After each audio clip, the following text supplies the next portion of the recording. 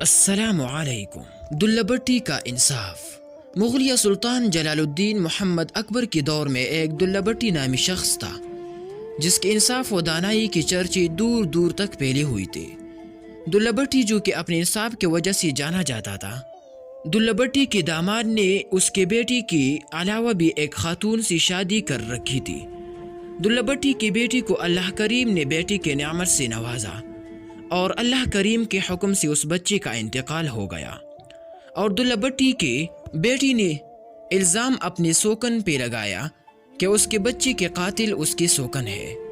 اس کے گھر والوں نے انصاف کے لیے دلہ بھٹی کو منتخب کیا اور فیصلے کا وقت مقرر ہو گیا۔ لوگ جوق در جوق اس فیصلہ کو سماعت کرنے پہنچنے لگے کہ بڑا نام سنا ہے دلہ بھٹی کا، آج دیکھتے ہیں کہ وہ اپنی بیٹی کا فیصلہ کیسے کرتا ہے۔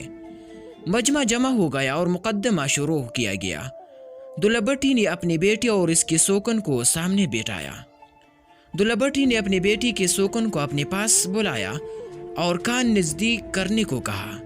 دلہ بھٹی نے خاتون کے کان میں کہا کہ بیٹی، مجھے علم ہے کہ میرے نواسی کے قاتل میری بیٹی ہی ہے، مگر لوگوں کو یہ بتانا ہے کہ وہی قاتل ہے، اس لیے تم ایسا کرو کہ اپنی قمیض اتارو اور یہاں میری چارپائی پہ رکھ دو اور یہ پاس بڑی چادر اوڑھ لو اور گھر چلی جاؤ۔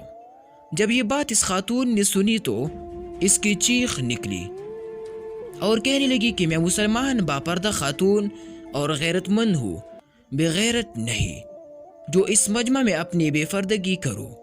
میری گردن تو کٹ سکتی ہے مگر یہ قمیض نہیں اتر سکتی۔ دلہ بھٹی نے خاتون کو ڈانٹتے ہوئے کہا کہ وہ چپ چاپ یہاں سے گھر چلی جائے۔ اب دلہ بھٹی نے پاس بیٹی اپنی بیٹی کو بلایا اور ویسے ہی کان نزدیک کرنے کو کہا۔ کان نزدیک آتے ہی دلہ بھٹی نے اپنی بیٹی سے کہا کہ بیٹا، مجھے علم ہے کہ وہی تمہاری سوکن ہی تمہارے بچے کے قاتل ہے، اور ایک دفعہ قتل اس پہ ثابت ہونے دو، میں خود اس کی جان لے لوں گا، مگر اسے یقینی بنانے کے لیے کہ وہی قاتل ہے اور لوگوں کے سامنے ثابت کرنے کے لیے تم اس طرح کرو کہ تم اپنی قمیض اتارو اور میری چارپائی پہ رکھ دو اور یہ 7 پڑی چادر اوڑھ لو اور گھر کو چلی جاؤ۔ دلہ بھٹی کی بیٹی نے بات سنتے ہی فوراً قمیض کی طرف ہاتھ کیے۔ دلہ بھٹی نے بیٹی کو روک دیا اور لوگوں کو مخاطب کر کے کہا کہ دیکھو بھائی، میرے نواسی کے قاتل میری ہی بیٹی ہے، اب اللہ کی رضا کے لیے اگر آپ اسے معاف کر دے تو بھی ہم راضی، اور اگر سزا دینا چاہو تو بھی ہم راضی۔